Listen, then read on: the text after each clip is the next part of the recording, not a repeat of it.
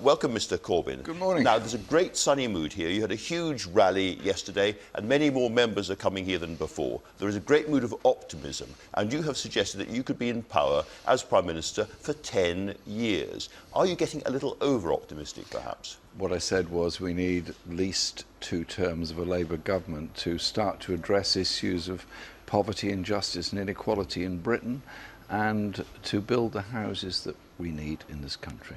But you didn't win the election. What happened in the election was you got lots and lots of younger, university-educated, more metropolitan voters, and you got a lot of anti-Brexit or Remain-supporting voters. And the Tories held on in big numbers to older voters, pro-Brexit voters, more rural voters. You need to get that new group into your party somehow. How can you do that? Well, our vote went up actually in all sections of the community by differing amounts, but our vote did go up to nearly 13 million. We put on 3 million votes in the general election.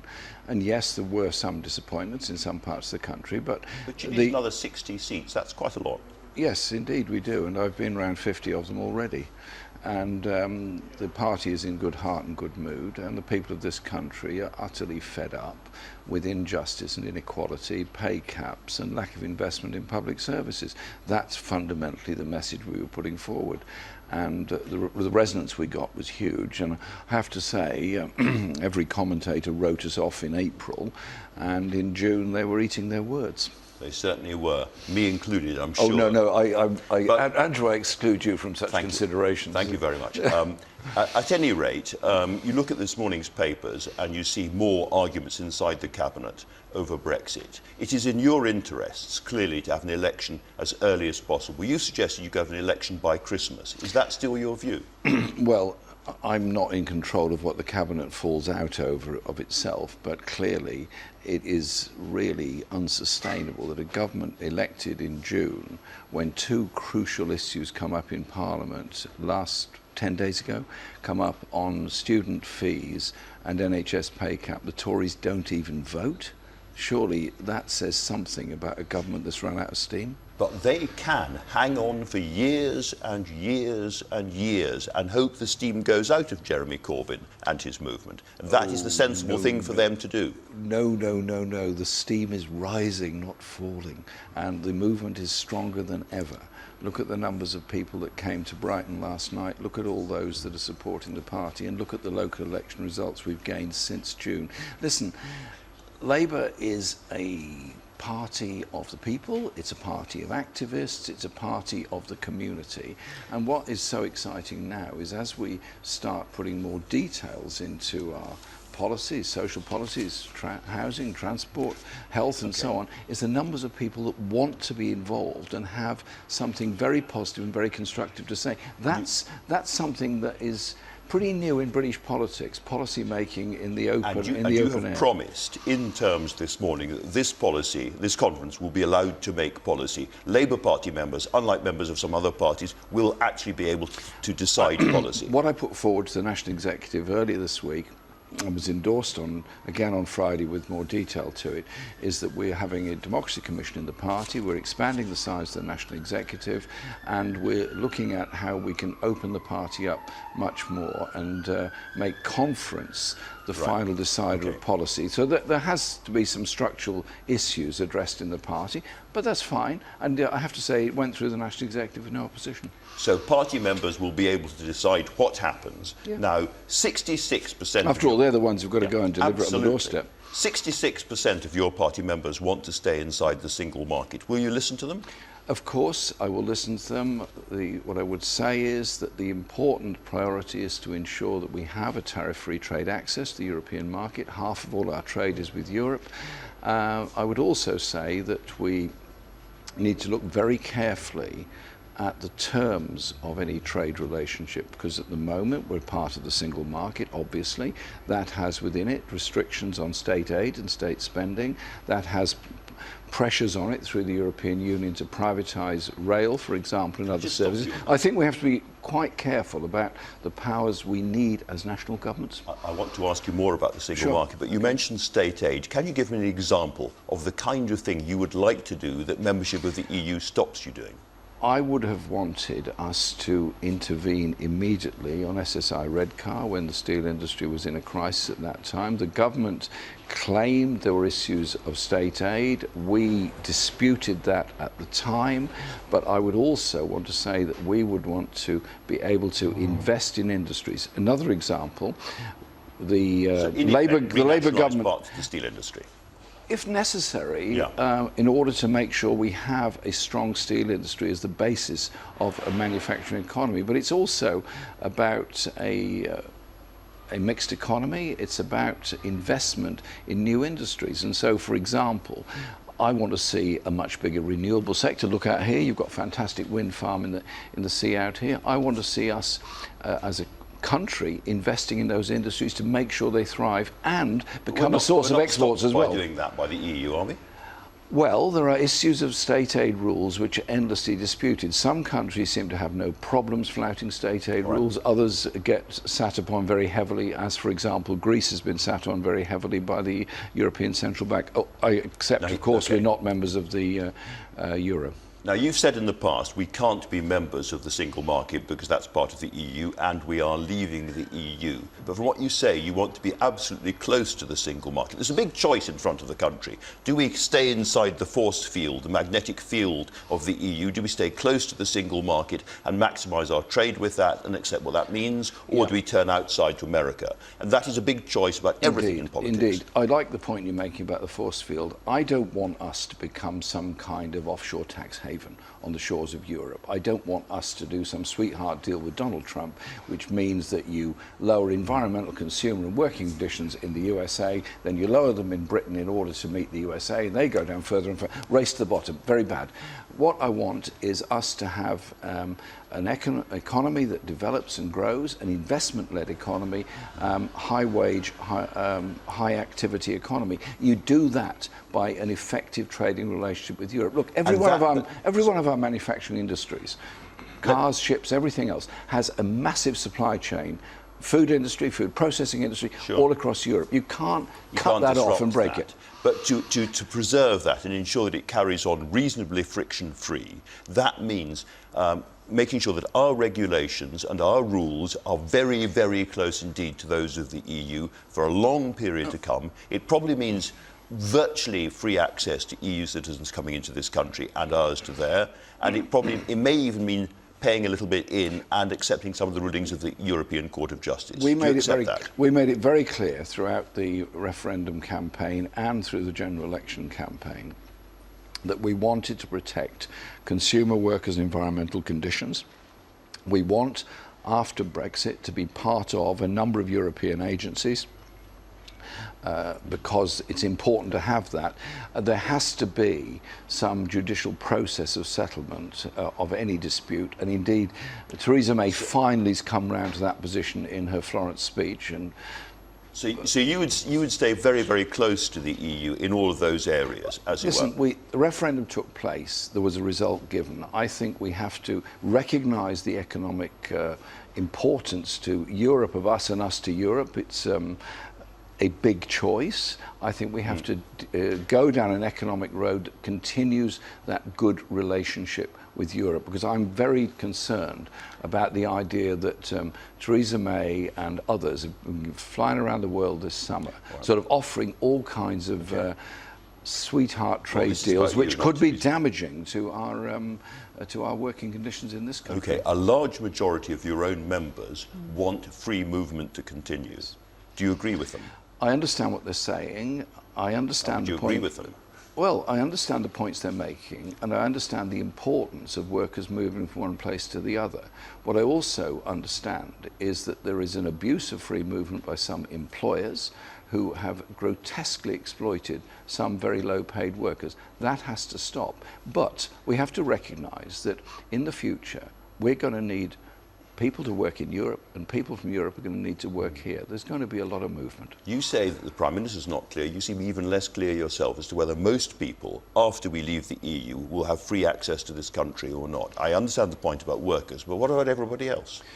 What, from outside of Europe? No, inside Europe. Well, inside of Europe, a lot of people are going to come and work here, and a lot of people from Britain are going to go and work there. There has to be an agreement on it and how it's achieved. Listen, go to any Airbus office, go to any Rolls-Royce place, go to any of those places. There are engineers coming from Europe on a daily basis and going back. All of that happens all the time. You can't stop that, and you shouldn't stop that. Okay, when it comes to the overall relationship with Europe, we're going to be pretty close. In terms of the transitional deal, the Conservatives have picked up the idea of staying inside the customs union and staying inside the single market for 2 years. After that period, do you want to stay inside the customs union? I think you have to stay in a transitional period as long as necessary. Could that be 10 years? No, I don't think so. I mean, I think it's impossible for anyone to put an absolute figure on that. I'm not quite sure where this 2-year figure came from. Yes, there has to be transition. We made that clear. Keir Starmer made that clear in the articles and statements that he wrote in August. When it comes to the politics of all of this, you want to bring down this Conservative government as soon as possible. Can you bring them down in the House of Commons over the Brexit issue? Well, we will challenge them all the way on all of these issues. Their relationship with the DUP is a strange one, to put it mildly. £1 billion given to pet projects for DUP in Northern Ireland, and then the DUP presumably supposed to be their close allies in Parliament. It doesn't look like it. We will challenge them because the pay cap, because of underinvestment, because of cuts in public service, inequality in Britain. That's what people out there are thirsting for, something a bit different. Let's come to the pay cap then. Do you agree with all those trade union leaders and all those public sector workers who say that because of where inflation is now and their historic position, a pay rise means a pay rise of more than 5%?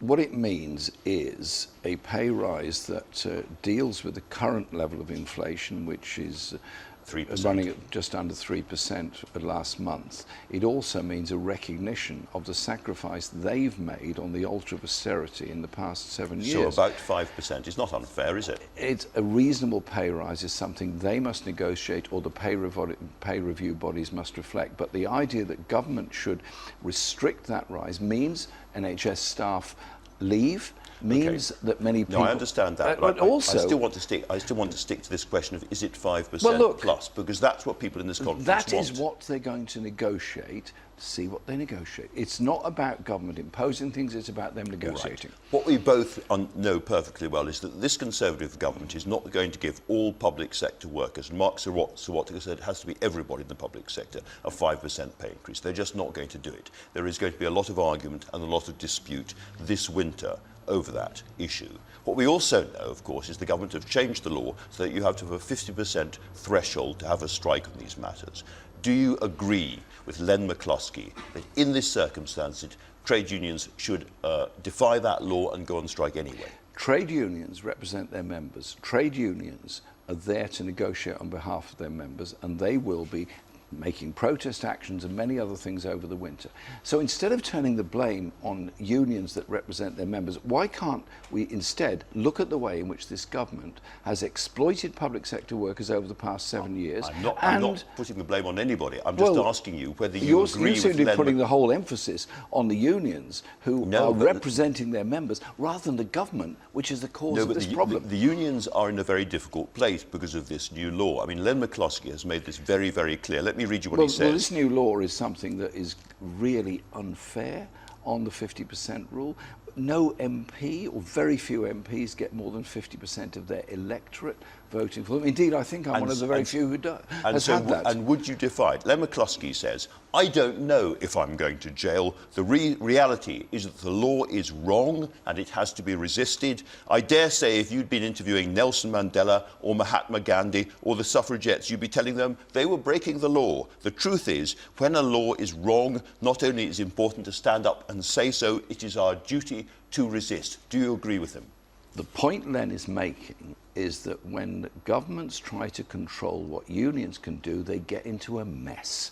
The Heath government got into a mess, the Thatcher government got into a mess. Do you agree with him that it is the duty of socialists and the duty of trade unionists to defy this law? Andrew, your rights and my rights came because of protests over, I agree. historically in this country. You and I fully understand that. I agree with that. I suggest the way to deal with this now is for the government to recognise their problems they have created by making public sector workers pay the price of the chaos created by the bankers. What has happened to Jeremy Corbyn that you can't answer my question? What's happened to Jeremy Corbyn is he's the leader of the party and determined to lead this party and this country in the direction of social justice and equality and repeal. You're the straight talker. This is an absolutely crucial issue for trade unions up and down the country. It's a crucial issue. I'm supporting those people that are demanding a decent public sector pay rise. I'm supporting those people in making that demand, and I'm saying a Labour government will repeal this Trade Union Act and bring in fairness and justice at the workplace. There are going to be disputes this winter. There are going to be almost certainly strikes. There are going to be picket lines. Will you be standing there or not? I will be supporting those workers in getting a decent pay rise. Even if they're going on strike against this law? I will be supporting those workers in getting a decent pay rise. Let's move on to another issue in the current economy. Have you ever taken an Uber? Don't think so. You don't think I'm so? not sure, but I don't think so. One of your colleagues, Rebecca Long-Bailey, said it was immoral to take Ubers. Do you agree with that? What I think we need with Uber is decent paying conditions for its staff. There is a huge level of exploitation, as the GMB union has pointed out, and what TfL have pointed out is they have serious concerns about safety, which is why they proposed suspension of their licence, and that, I understand, is going to be subject to appeal. There is an issue about safety. Clearly, the public as a whole want access to rapid access to taxis of all sorts. It should be regulated. The public should be protected. Yes, 500,000 people have, as it were, lined up with Uber on this argument. Well, I what they said is they want access to cabs, which is fair enough. I'm not sure that the same 500,000 people would support unfair employment practices or would not be concerned about the safety issues which TfL identified in their examination of it. But if Uber answer these points, you would be happy for Uber to carry on. It's this up is the new gig economy. It's either going to go to court or they're going to mend their ways and make a new application, and TfL will have to reconsider it. But I do think there has to be proper regulation of the taxi service and licensing all over the country. There is a great sort of fight going on in the world, if you like, between the biggest global companies, very often the tech companies like Amazon and Google and Uber, on the one hand, and, as it were, democratic politics on the other hand. And it's very clear that you need as much political power as possible to rein in or regulate some of these big companies and make them pay taxes. And it has been the EU, above all with Google, that have led the way on that. And yet you're prepared for us to be outside the EU. What is the case for a democratic socialist being outside the big political group that is taking on the big forces in the world? We had a referendum result which gave us what we've got. Does that mean we can't work with a lot of other people on challenging global corporations, funding their profits into tax havens? No, of course it doesn't. It means we have to work with governments all over the world on that. You're absolutely right to identify the whole way in which the world has developed is the diminution of power of democratic governments and the increase in largely unaccountable power of very large corporations. If you talk to a government in any country, Africa, Latin America, Pacific, they will tell you that their choices as governments are very, very limited because of the power of global corporations to dominate their economy and the way in which too many of the world's financial institutions have paved the way for these global corporations to have free rein. So you have to work with other people, including the EU, of course. You mentioned Latin America. You have spoken again and again and again about the lessons we can learn from Venezuela. And we now see what's happening in Venezuela today. After 10 years of Jeremy Corbyn, would Britain be doing as well as Venezuela? After 10 years of a Labour government in Britain, you would have good standards of employment, much more equality, real opportunity for all children from all social backgrounds, and you'd have a much more contented society rather than the grotesque inequalities and divisions we have at the moment. A lot of people will listen to a lot of things that you have been saying here and over the last few months and weeks, and they'll say, I like a lot of that. I like what he's saying on public sector pay. I like what he's saying about welfare. I like what he's saying about students and all the rest of it. But in the end, I'm not sure that I trust Jeremy Corbyn and his style of Labour government to look after a market economy. He doesn't understand the market economy, he doesn't like it. We live in a mixed economy, and we would increase the public participation in that economy in order to ensure proper investment across the country. If you take the post-mining areas of Britain, precious little investment in 20 or 30 years, low quality jobs, low pay, real poverty there. That's because there's been a lack of government involvement, a lack of public involvement. So we will set up a national investment bank, we will have regional development agencies, we will invest in all those areas. We would not be cancelling Crossrail for the north, we would not be cancelling Midland Main Line electrification, we would not be cancelling electrification in the southwest. Wherever we look, you're spending more money, and yet the tax raises that you've talked about so far are pretty modest. Can I put it to you that if Vince Cable can be talking about a wealth tax, that's where the wealth in this country is congregated, not in incomes, but in property and in pensions and in wealth. Labour Party needs to start talking about a wealth tax. We put forward proposals which would raise corporate taxation and raise some taxes on the very wealthiest, and also try and deal with the issues of tax avoidance and tax evasion and tax havens. And so I think we are certainly understanding of that, but we also understand the need for investment. If we don't invest, we've got the lowest level of investment in the OECD, let's get on with it, let's do it. But to do that, we need to raise the money to do it. Yes. We can't carry on borrowing in world markets forever. You raise the money, but investment brings returns. Investment brings advantage to all of us. Not investing means you have an economic downturn, you suck in more and more manufacturing and other imports. You then lower your tax income in the future. We can't stand still. We have to have an investment-led economy. And when it comes to getting that investment in, as I say, you need to raise the money. I've been researching the 1950s, and Churchill's Conservative government had much higher death duties and so forth than we've got at the moment. Why do we not go back to that kind of regime? Why are you so worried about taxing wealth as a source of that new investment? I don't think I'm worried about taxing the super rich and the super wealthy. What I'm looking at, first of all, is the levels of unpaid tax and evasion, and start with that and move on from there. But the objective surely has to be a stronger economic base for everybody in this country, and dealing with the waste of poverty and inequality. Through the extraordinary nature of the gig economy and the modern world, I'm able to tell you that a lot of people on Twitter are saying they're very surprised you can't answer my question about strikes.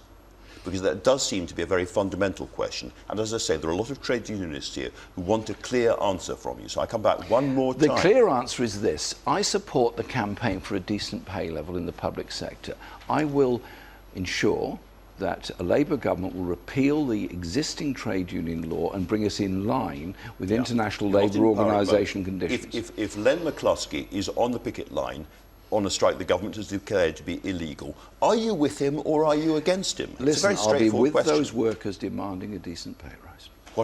Even if they've gone on strike against the 50% I will thing? be with them demanding a decent pay rise. So you will be on those picket lines? I'll be with them demanding a decent pay rise. That's as near as we're going to get. Okay. Well, thank you, it's gone. Well, you had another question. No, I think you had another question. If you were going to give me more detail, I'd been very, very grateful to get it. But let me ask you one more thing about the Labour manifesto. A lot of people are very proud of that manifesto. It did very well for you. And it did make some quite clear choices. In that manifesto, for instance, you spent about £11 billion helping students in this country. And you spent £2 billion helping big groups of people on welfare. And it seemed to a lot of people that this is why Labour is becoming a younger, more university-educated metropolitan party. You are responding to those people and not to a lot of worse-off people on welfare in other parts of the country. Actually, when you look at where the money is being spent in Jeremy Corbyn's manifesto, it is not going to the poorest and the people who need it most. It's going to relatively large numbers of middle-class students. We would be giving every young person a chance to go to university without getting into £57,000 worth of debt at the end of it. We would be putting £2 billion immediately into the DWP in order to deal with the awful effects of the £500 cap and also the way in which people with disabilities are being treated. That would not be the end of the story, that would be the start of it, because we have half of the families with a disabled person as a member of the family live in poverty. There would be a lot more to do, because I am appalled at the levels of poverty amongst people, particularly people with disabilities. I've been coming to these conferences for a very long time. I've been coming so long I can remember when you and the people that you associated with were stuck in kind of pubs on the outskirts of Brighton, as it were. Now you're in the main conference hall on the podium. And all of those people who were in the podium back in those days, the Blairites and so forth, are looking quite lonely in these pubs and conference halls at the outskirts of Brighton. Is this revolution permanent? Well, Brighton is so full of people, I can't think anybody's very lonely at the moment, Oh, actually. I mean, they all there are a seem few to be... Labour MPs who look so. Lots of people are having lots of chats and lots of conversations, recognising there's a big movement out there. 13 million people voted for us in the election because they're fed up with the way in which this country is run for the benefit of